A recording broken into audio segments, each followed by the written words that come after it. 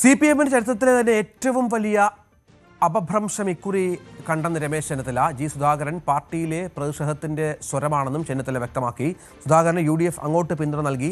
എല്ലാ പാർട്ടി പ്രവർത്തകരും സുധാകരനെ വോട്ട് ചെയ്തു. MLA ആകാനല്ല, പ്രതിഷേധം അറിയിക്കാനാണ് സുധാകരൻ മത്സരിച്ചും ചെന്നിത്തല പറഞ്ഞു. MLA ആകുക എന്ന് പറയുന്ന ഒരു പുതിയ കാര്യമൊന്നുമല്ല. അദ്ദേഹം വർഷങ്ങളോളം MLA സ്ഥാനം കിട്ടാൻ അതിന് വേണ്ടി അങ്ങനെ വേഴാമ്പലിനെ പോലെ കാത്തിരുന്ന ഒരാളൊന്നുമല്ല. അധ്വാനിക്കുന്ന പാർട്ടിയോടൊപ്പം കുട്ടനാട്ടിലും അപ്പർ കുട്ടനാട് ഞങ്ങളുടെയൊക്കെ മേഖലകളിലും പാർട്ടിയെ കെട്ടിപ്പടുക്കാൻ വേണ്ടി ജീവിതം മുഴുവൻ സമർപ്പിച്ച ഒരു വ്യക്തിയാണ്. പക്ഷേ ഇതൊരു പ്രതിഷേധത്തിൻ്റെ സ്വരമാണ് ഉയർന്നു വന്നത്. PK ശശി, സുരേഷ്, തളിപ്പറമ്പിലെ ഗോവിന്ദൻ മാസ്റ്റർ അല്ലേ, PK ഗോവിന്ദൻ, TK ഗോവിന്ദൻ, ഐഷാപോറ്റി, ഇതൊക്കെ പ്രതിഷേധത്തിൻ്റെ ശബ്ദങ്ങളാണ്. അവിടെയാണ് കേരളത്തിലെ കമ്മ്യൂണിസ്റ്റ് പാർട്ടിക്ക് EV ശ്രീധരൻ ഉയർത്തിപ്പിടിച്ച പ്രശ്നങ്ങൾ രൂക്ഷമാണ് എന്ന് നമ്മളെ കാണിക്കുന്നത്. അതേസമയം ഇതേ വേദിയിൽ കോൺഗ്രസിലും പ്രശ്നങ്ങൾ ഉണ്ടെന്ന് അത് ശ്രദ്ധിച്ചാൽ കൊള്ളാമെന്നും ജി സുധാകരൻ ചെന്നിത്തലയ്ക്ക് മറുപടി നൽകി.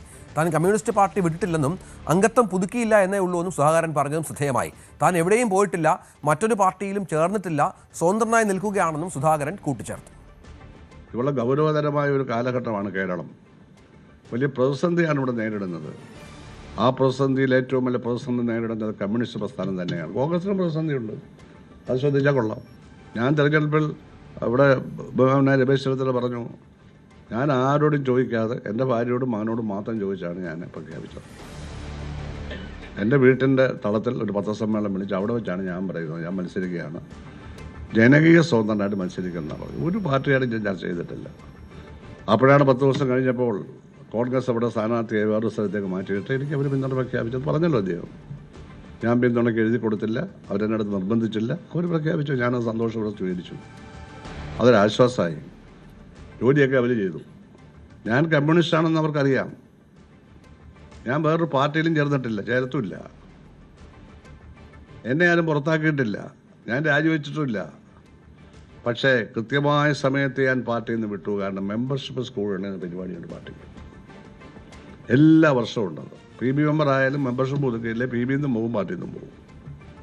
9,500 രൂപയാണ് ലെവി മത്സ്യം കൊടുക്കേണ്ടത്. എൻ്റെ MLA പെൻഷന് ലെവി വാങ്ങുകയാണ് 15%, 38,000 രൂപ കിട്ടും. അതിൽ നിന്ന് 15% കൊടുക്കണം.